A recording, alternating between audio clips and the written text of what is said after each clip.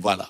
Waouh, donc vos mots sont vraiment unanimes, c'est normal, il faut qu'on soit prêt et il faut même qu'on se lève, qu'on continue à prêcher cet évangile. Gloire à Dieu, donc ces persécutions sont une bonne nouvelle, c'est même la Bible qui nous demande de s'en réjouir et on va aller dans une deuxième bonne nouvelle quant à l'actualité prophétique du moment dans le corps de Christ, c'est la montée du mouvement prophétique. Je pense que vous deux, vous êtes des calibres dans le domaine, donc vous pouvez pertinemment en parler.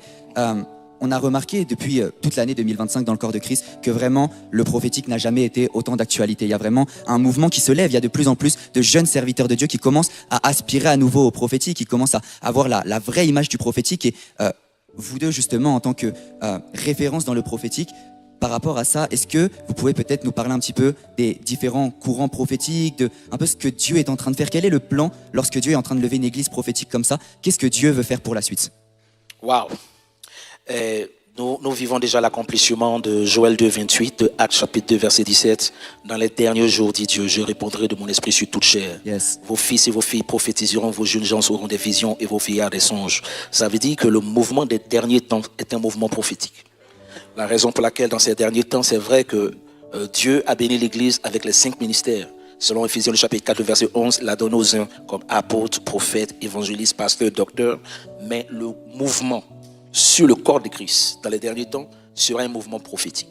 Donc l'Église aura la capacité de vivre un réveil d'abord parce que le prophétique est attaché à la prière, est attaché à l'intercession. Amen. Tu ne parles pas de prophétique s'il n'y a pas d'intimité avec Dieu. Yes. Donc le réveil des derniers temps est un réveil surtout de prière. Les gens seront poussés à des temps de prière, à des temps de consécration, à des temps de jeûne. Il y a des personnes qui seront poussées par l'Esprit à passer 5 heures dans la prière, 10 heures dans la prière, 12 heures dans la prière. Il y a d'autres personnes que Dieu réveille. Ça a déjà commencé avec vous. Que Dieu réveille à 5 heures du matin, 4 heures du matin.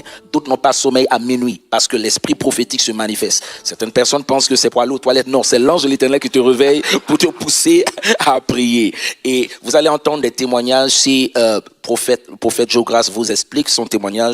Vous allez voir que la majorité, la plus grande partie de sa vie, ça a été attaché à la prière, attaché à la présence de Dieu. C'est ce qui provoque la manifestation de la présence de Dieu. Donc, nous vivons un événement dans ces temps et surtout, Dieu m'a montré que les jeunes, dans les derniers temps, vont vivre des expériences surnaturelles et extraordinaires. Alléluia. Des jeunes. Et voilà, dernièrement, on me voit beaucoup en train de travailler avec mes 2 filles, avec Mindy, avec Keren. Ça dit, quand je suis fatigué, c'est elles qui prennent le relais et elles commencent à prophétiser. Wow. Elles ont exercé le ministère. On était ensemble à Paris la dernière fois, cette semaine à Bordeaux. C'est elles qui ont prophétisé. Moi-même, le dernier programme, pendant qu'elles étaient en train sous l'onction prophétique, moi, je me suis mis dans le rang. Vous voyez, parce que Dieu a décidé d'utiliser une génération de personnes qui n'est pas attachée à tout ce qui est conflit d'église, des problèmes doctrinaux, mais qui ont un cœur pur et qui veulent la présence de Dieu. Le monde est fatigué. Le monde est fatigué d'entendre parler de Dieu. Le monde veut voir Dieu à l'œuvre. Le royaume de Dieu ne consiste pas en paroles, mais en puissance. C'est clair. Ce que nous allons vivre dans ces temps, ce sera des démonstrations de puissance, de manifestation de la gloire de Alléluia. Dieu. Donc nous vivons et quand Dieu veut libérer un mouvement prophétique, il utilise le plus souvent des modèles. Il utilise des modèles dans des générations, dans des nations qui vont vivre des expériences surnaturelles et extraordinaires. Mais vous allez voir que sous ces modèles, je prends un exemple, parce que j'aime beaucoup déjà le ministère de prophète Joe Grace. Lui, il est un modèle et il a vécu des expériences surnaturelles. Alors, tous ceux qui seront impactés par son ministère seront le plus souvent, ils vont vivre plus ou moins à peu près les mêmes expériences qu'il a vécues. Yes. Un peu comme Élisée et Élie. Donc Dieu suscite des icônes dans le prophétique comme image ou comme miroir. Le plus souvent, ceux qui sont attachés à cette onction prophétique vont voir des images, sinon des personnes. Waouh, cette onction, je pense que je vais faire comme la personne. C'est comme ça que l'onction prophétique se répand. Dieu utilise des modèles qui ont des expériences surnaturelles et cette même onction se répand. Un peu comme Moïse qui a prié pour que l'esprit qui est sur lui soit répandu sur 70 autres. Donc c'est une dimension extraordinaire. Aujourd'hui, quand vous voyez des hommes de Dieu comme prophète Joe Grace, prophète JFT, prophète Sosten, ça attire et c'est des modèles. Ça inspire. Et cette génération, parce que, pour faire, je vois des jeunes, je vois des enfants, je vois des enfants de 5 ans, 7 ans, 15 ans, en train de rentrer dans la même grâce prophétique et en train d'avoir des visitations surnaturelles, des expériences angéliques, des expériences avec le ciel. Moi, mes filles, déjà, à chaque fois, le plus, au moins une fois chaque semaine, elles me racontent, papa, je suis allé au ciel. Je suis revenu. Wow. Papa Jésus, la dernière fois on était ici à Paris la semaine dernière. Ma fille Keren me disait, papa, j'ai quelque chose à te raconter. J'ai dit, encore, tu as fait un rêve. Elle dit, non, cette fois-ci, c'est pas un rêve. Elle appelle Abba. Elle dit, Abba est venu. Il m'a pris la main et nous sommes allés. Il m'a fait visiter l'expérience de la création. Elle a vu la vision, comment Dieu a créé le monde, comment Dieu a créé les étoiles. Mon Dieu. Et Dieu a commencé à lui parler comme si c'était un ami. Elle a eu cette expérience. Je lui ai dit, ça a duré combien de temps? Elle dit, je ne sais pas, c'était comme une éternité. On regarde le temps, ça fait 2 minutes. Dans le surnaturel, le temps peut s'arrêter et tu rentres dans la... Dieu va faire vivre des expériences extraordinaires et angéliques. Amen. Nous sommes dans une saison où peut-être nous qui avons... on est peut-être anciens dans la chose, où on réfléchit trop, théologie, règles. Dieu a décidé d'utiliser la nouvelle génération, les enfants, les gens, les personnes qui ont un cœur d'enfant, un cœur d'humilité. Il a décidé de rentrer en contact avec des visitations angéliques, des expériences surnaturelles, et c'est le temps. Je suis sûr que Dieu t'a oint pour cela et tu vas vivre des expériences extraordinaires. Amen. Nous sommes dans une saison de réveil et d'extension de la puissance de Dieu. Grand frère prophète Joe Grace. Mon Dieu. Il y a des expériences, quand quelqu'un les raconte comme ça donne la chair de poule, en fait. C'est clair. On se dit, est-ce qu'on vit sur la terre ou on est au ciel? Je crois que tout le monde a senti la même chose. Et il nous communique quelque chose quand il parle. Franchement. Alors, je rends grâce à Dieu pour la percée du mouvement prophétique dans nos nations. En réalité, c'est Dieu lui-même qui est en train de faire ce travail. Amen. Il ne faut pas oublier un détail important. Le prophétique fait partie des dernières armes de Dieu. My God. Je parle des dernières armes. Imaginez que vous avez un voleur qui est rentré chez vous. Il ne vous reste que 2 cartouches. Dans votre revolver, vous voyez déjà comment vous ne tirez plus n'importe comment. Dieu a dit, dans les derniers jours, je répandrai de mon esprit sur toute chair. Yes. Vos fils et vos filles prophétiseront. Vos vieillards auront des songes. Vos jeunes gens auront des visions. Pourquoi Dieu a réservé ça seulement? Pourquoi il n'a pas fait ça avant? C'est parce que Dieu savait que les derniers jours, il y aura une très forte montée des activités de l'ennemi.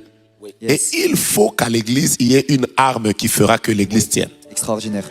Et quand vous lisez Actes des Apôtres, chapitre 2, Dieu parle des vieillards. Donc il y a une onction prophétique qui va se manifester. Même au-delà des vieux, Dieu parle sur les jeunes gens, les jeunes filles, même sur les enfants. Nous sommes en train d'entrer dans une saison où ce qu'on va vivre là va étonner plusieurs. Mon Dieu. Parce que et les hommes, et les femmes, et les jeunes. Donc même aujourd'hui, les gens sont surpris de constater qu'il y a un grand vent des jeunes qui sont en train de se lever, Dieu leur fait faire des choses. Quand vous les regardez, vous avez envie de vous dire, mais pourquoi nous, dans notre génération, on n'a pas vécu ça? Mais ça va encore monter davantage parce que c'est le plan de Dieu. Amen. My God. Donc, celui qui est derrière ça, c'est Dieu. C'est Dieu qui est derrière ça. Pourquoi? Parce que comme vous le savez, nous ne pouvons pas travailler dans cette génération sans cette onction prophétique. Je le disais la dernière fois. Le prophétique est comme le service de renseignement dans le royaume de Dieu. Amen. Vous ne pouvez pas aller en guerre et vous n'avez pas les renseignements qu'il faut face à l'ennemi qui est devant vous. Mon Dieu. Vous devez. Wow. Et d'ailleurs, pendant que je parle, tous ceux qui sont aspirants au prophétique veulent avoir une autre dimension avec Dieu. À ma déclaration, je connecte votre soif. Dieu va vous visiter cette année et l'année prochaine. Amen. Vivez des apparitions. Vivez des ouvertures particulières. Que vos oreilles soient ouvertes. Entendez Dieu clairement. Que votre sensibilité grandisse dans tous les domaines où vous êtes. Hommes d'affaires, femmes d'affaires, docteurs, médecins, avocats, politiciens, pasteurs, prophètes. Vivez des expériences prophétiques comme jamais vous ne les avez vécues. D'ailleurs, si vous êtes tombé sur ce programme, c'est que Dieu a une portion qu'il aimerait libérer dans votre vie. Je sens déjà sa présence dans la salle. Ça veut dire que même en dehors de la salle, à la télévision, sur Internet, il se passe des choses. Quel que soit ton âge, 17 ans, 24 ans, 45 ans, 77 ans, Dieu a prévu de libérer l'onction prophétique sur toi. Et si tu es sensible, je te vois à genoux en train de mettre tes mains en l'air, en train de prier. Je te vois en train de parler en langue. Je te vois en train de prophétiser. Je te dis la vérité, Dieu a déjà décidé. Je sais que tu prophétisais il y a quelques années. Mais depuis un temps, tu ne le fais pas. J'appelle la restauration divine dans les dons qui sont en toi. Aujourd'hui, tu ne dormiras pas comme tu as l'habitude de dormir. Tes nuits seront comme la nuit de Jacob. Tu feras le ciel ouvert, une échelle, les anges monter et descendre. Dieu te fera grâce. Reçois cette portion, reçois cette portion, reçois cette portion, reçois cette portion. Je te vois comme projeté. Et la gloire de Dieu est en train de descendre sur toi. Ce que tu es en train de vivre là, c'est l'onction de Dieu. Tu sens tes oreilles chauffées, tu sens tes cheveux sont en train de se dresser, tu sens la chair de poule, la gloire de Dieu est en train de se manifester. Reçois cette onction. Nous sommes dans cette saison. Nous sommes dans cette saison. Oh yes. Et aujourd'hui, quand tu vas sortir d'ici, ce sera pour entrer dans les choses que tu entendais les autres vivre. Maintenant, tu les vivras de toi-même et tu sauras que Dieu est avec toi. Dis la vérité, ce soir et demain, dans ce programme, l'esprit prophétique te saisira. Tu seras changé. Si tu es une femme, en une autre femme. Si tu es un homme, en un autre homme. Mais maintenant, quels sont les... C'était quoi la question encore? Quels sont les... La question, c'était, voilà, qu'est-ce que vous pouvez dire que Dieu compte faire au travers de cette levée du prophétique? Alors, ce qu'il faut comprendre, et ça devient très important, c'est que le prophétique est une option, mais cette option, on ne la comprend pas bien. Elle peut devenir... quelqu'un a dit que là où le but n'est pas connu, l'abus est inévitable. Wow. C'est vrai qu'il y a une grande levée du prophétique, surtout dans la francophonie. Mais il est important, et je crois que c'est notre rôle, c'est le rôle de tous ces programmes prophétiques. Le prophète Jean-Pierre Domora, vu le prophète Joël, les programmes autour des enseignements sur le prophétique, prophète Sostène, et partout dans le monde. Merci. C'est ma voix. Voilà. Partout dans le monde, des grands programmes, des écoles se font. Pourquoi? Parce que l'histoire de tous les réveils montre que derrière chaque réveil, il y a des déviations. Derrière chaque réveil, il y a des déviations. Et c'est important que ceux qui sont en train d'aimer le mouvement prophétique, je reviens sur ce que disait tout à l'heure mon grand frère, il faut avoir des références. Parce qu'il y a plusieurs courants. Il y a plusieurs courants. Nous nous efforçons dans tous nos programmes à faire que les gens prennent qu'est-ce que je veux dire? Que les gens entrent dans ce mouvement, mais qu'il y ait des garde-fous qui permettent à ce que ce mouvement ne devienne pas un désordre. Par exemple, il est important de comprendre que l'onction prophétique sur votre vie, premièrement, ne remplace pas votre intelligence. Yes. Dieu vous parle beaucoup, mais là où il faut réfléchir, réfléchissez. Amen. L'onction prophétique ne remplace pas la direction de l'Église. Amen. Dieu a donné la direction à des leaders. Même si vous êtes utilisé puissamment, soyez soumis à ceux qui sont en train de vous diriger. Vous savez avec moi, par exemple, que l'onction prophétique ne remplace pas la parole de Dieu. Amen. La parole de Dieu est infaillible. L'onction prophétique ne vient pas pour remplacer la parole de Dieu. Amen. Il est important de comprendre, par exemple, que l'onction prophétique ne vient pas pour... Le but ultime de l'onction prophétique, c'est d'abord de glorifier Jésus. Pas pour élever un homme, pas pour exalter les capacités d'un homme, pas pour que les gens commencent à penser que moi je suis spécial. Le but ultime, c'est que le nom de Jésus soit glorifié. Et ceux qui comprennent que le prophétique est une grâce qui ne fonctionne qu'avec l'amour, ils arrêteront de faire un prophétique qui expose, un prophétique qui divise, un prophétique qui sépare les familles. Vous savez, l'apôtre Paul parle de l'onction du prophétique. Il prend 1 Corinthiens chapitre 12, il parle des dons. 1 Corinthiens chapitre 13, il parle de l'amour. Et 1 Corinthiens chapitre 14, il parle du parler en langue et du prophétique. Une manière de dire que le don doit avoir en son sein l'amour. Quand vous prophétisez sur quelqu'un, en fait, en même temps qu'il y a ce vent, en même temps, il est important que les gens comprennent que derrière chaque mouvement, il peut y avoir des déviations et il faut protéger ça. Mais je termine par quelque chose qui était dans la question. C'est quand vous entrez dans le mouvement prophétique, il est important de découvrir à peu près 7 dimensions du prophétique. Comment? Je vais y aller rapidement. Premièrement, il y a des personnes qui vont recevoir la grâce prophétique, mais la manifestation de leur onction prophétique aura une emphase sur, premièrement, les prophéties personnelles. Yes. Parce que parfois, aujourd'hui, j'entends sur les réseaux sociaux, mais pourquoi ils ne prophétisent pas sur les nations? Dieu peut mettre une emphase sur l'onction prophétique d'une personne, mais qui est beaucoup plus dirigée sur les prophéties personnelles. Deuxièmement, il existe des personnes qui ont un prophétique correctif. Quand je parle de correctif, c'est-à-dire que Dieu les utilise beaucoup plus pour corriger, pour dire là où il y a le péché, là où il y a le mal. J'ai même déjà entendu des gens dire, mais pourquoi, si vous êtes prophète, pourquoi vous avez prophétisé des bonnes choses? Le prophète prophétise tout, mais il y a des personnes aussi comme Jérémie dans la Bible, Dieu met une emphase sur la correction. C'est clair. Il existe un prophétique qui ne se manifeste beaucoup plus que dans la consolation. Eux, Dieu les utilise beaucoup pour consoler, encourager, fortifier. Il existe un prophétique dont l'accent est sur l'eschatologie. Wow. Il parle beaucoup plus des événements du temps de la fin. Il existe encore une fois un autre prophétique qui tourne autour des nations.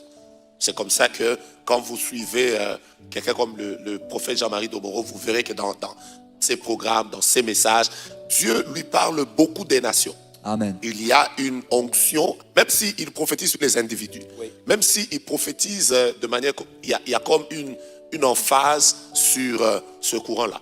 Alors, ce que je voudrais dire en terminant, c'est que les prophètes sont comme des oiseaux. Et chaque oiseau a son cri. Wow. L'aigle n'a pas le même cri que le moineau. Le moineau n'a pas le même cri que l'hirondelle. L'hirondelle n'a pas le même cri que le pigeon. Alors, ceux qui entrent dans le mouvement prophétique doivent aussi savoir que celui-ci, Dieu l'utilise comme ça. Acceptez-vous, soutenez-vous, encouragez-vous. Et c'est pour ça que la Ligue des prophètes est encouragée. Parce qu'on met plusieurs prophètes travaillant dans plusieurs courants. C'est clair. Mais ils doivent être ensemble pour un seul but, la gloire de Dieu. Wow. Yes.